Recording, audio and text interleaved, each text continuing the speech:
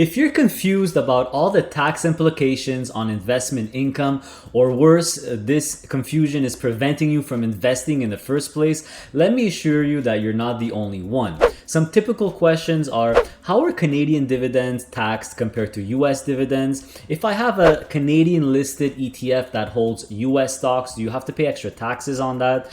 How does the 15% withholding tax on US stocks actually work? Are capital gains taxed in an TFSA or an RRSP? So I will answer all these questions in this video series and tell you all you need to know about taxes.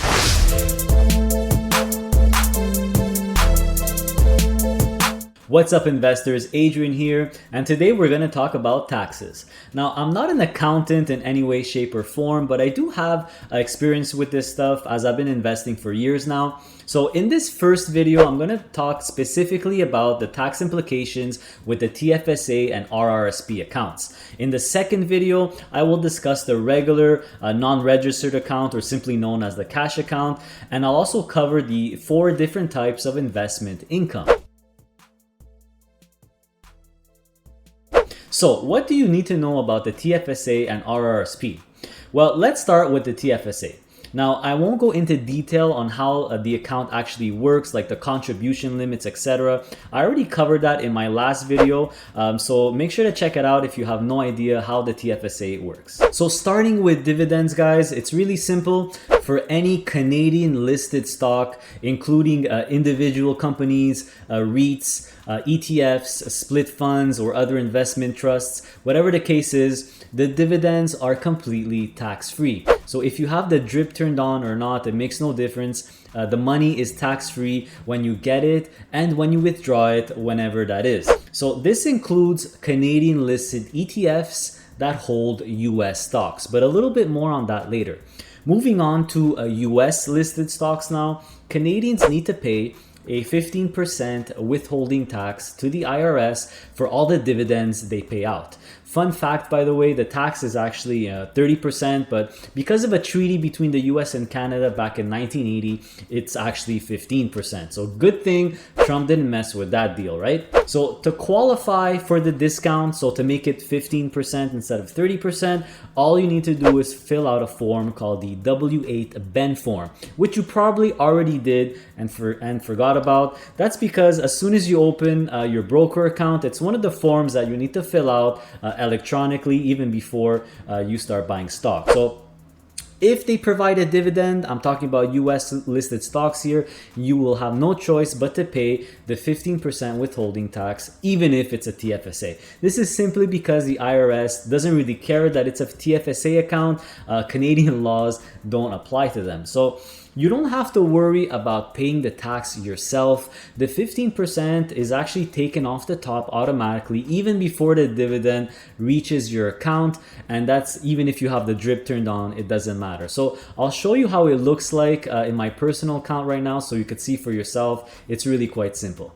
So I'm in my activity tab in my cash account, and as you could see, yesterday I got a dividend, or a US dividend, from a US listed stock called the Global X Russell 2000 index stock. So here's the dividend on 370 shares. As you could see, it says div for dividend. My dividend was $104.97, and right under it you could see the withholding tax. Here's the code, same amount of shares, and you see a minus $15.74, which is exactly 15% of my dividend. So as you could see, the withholding tax, or that 15% withholding tax, is taken off the top automatically. There's really nothing we could do about it, and there's no action to take. It's paid automatically. Now, what if you have an ETF that's Canadian, so it's listed on the TSX or the Canadian stock market, but it holds US stocks? Like ZWS, for example, which holds 35 US dividend paying stocks. Well, you don't need to worry about the taxes in this case. The dividends are still tax-free for us because the fund manager already takes care of paying that 15% withholding tax. So there is nothing to do on our part. I will prove this to you by showing you ZWS. So I'm on the homepage of the ZWS ETF. So this is a Canadian listed ETF that holds US stocks, all US stocks, by the way. So if you click on tax and distributions, and just we'll select 2019 and go all the way at the bottom. So in this box here, you could actually see the breakdown where it classifies the investment income or the distribution. So you could see how much of the dividends will be classified as eligible dividends, non-eligible, other, capital gains, etc., etc. And you see here the second last box, it says foreign tax paid minus 13 cents. So there it is, guys.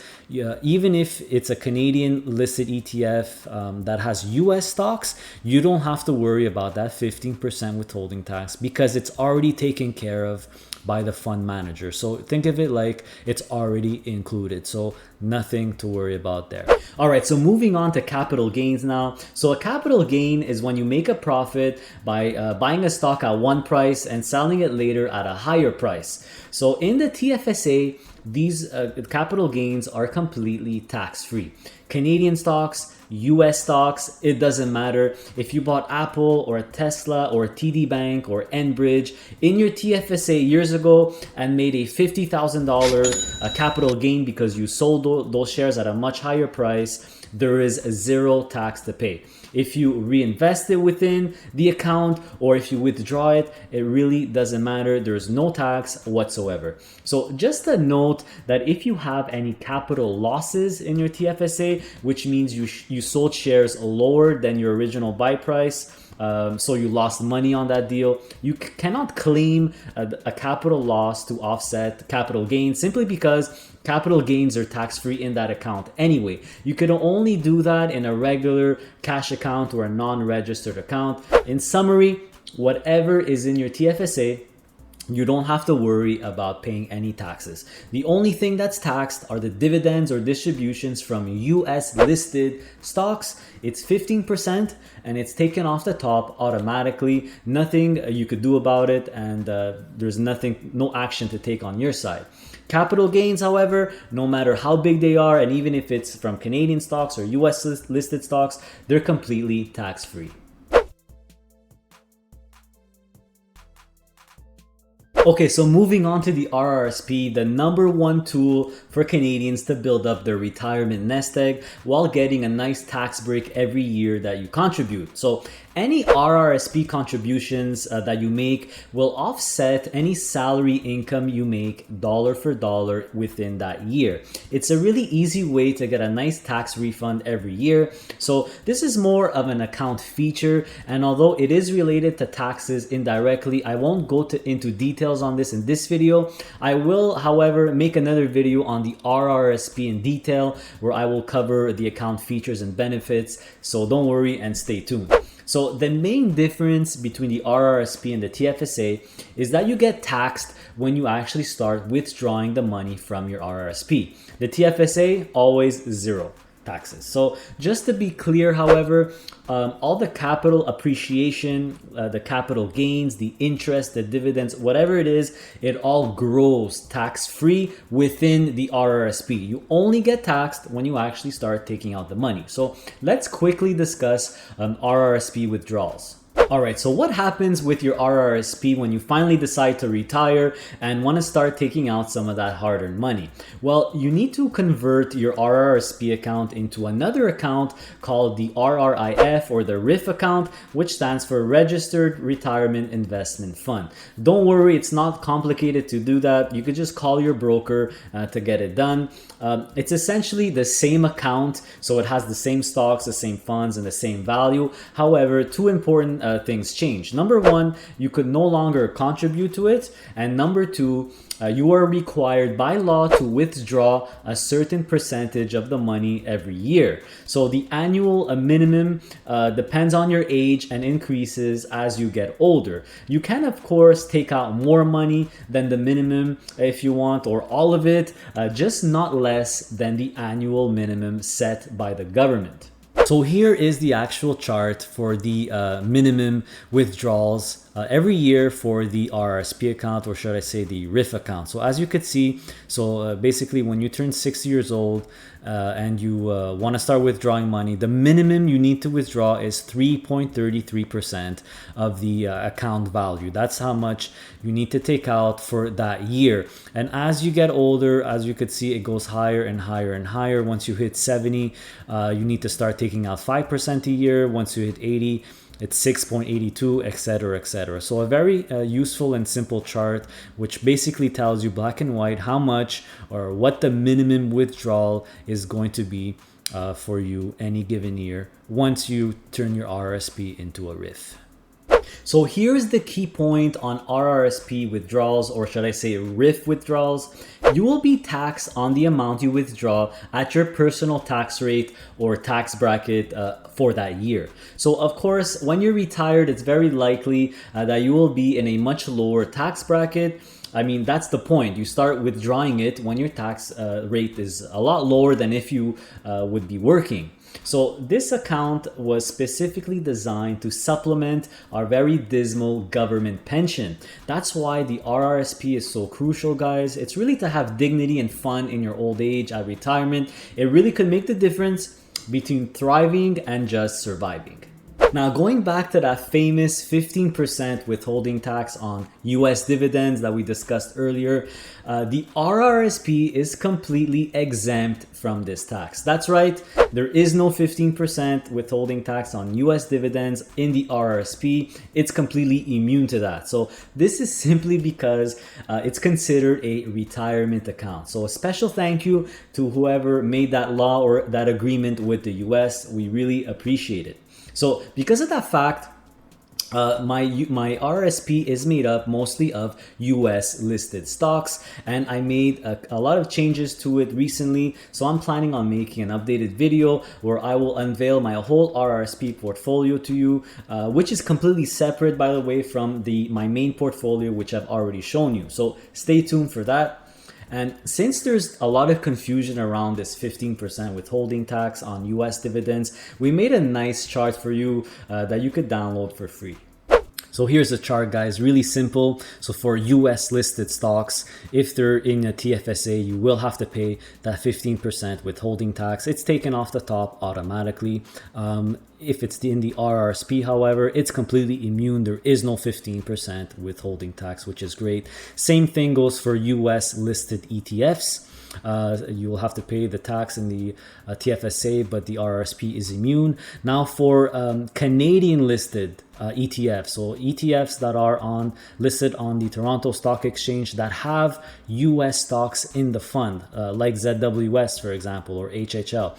So same thing in the TFSA, you're going to be paying that 15% withholding tax, but it's not taken off the top. You won't see it taken from your account. It's already included in the fund, and the same thing goes for an RRSP account. This is simply because it's Canadian listed, and the fund manager has no choice but to pay the 15% withholding tax on the US dividends that they get. So that's even if it's in an RRSP account. So that's why it's a lot more tax efficient to put US listed stocks in an RRSP account instead of a Canadian listed stock that has US funds.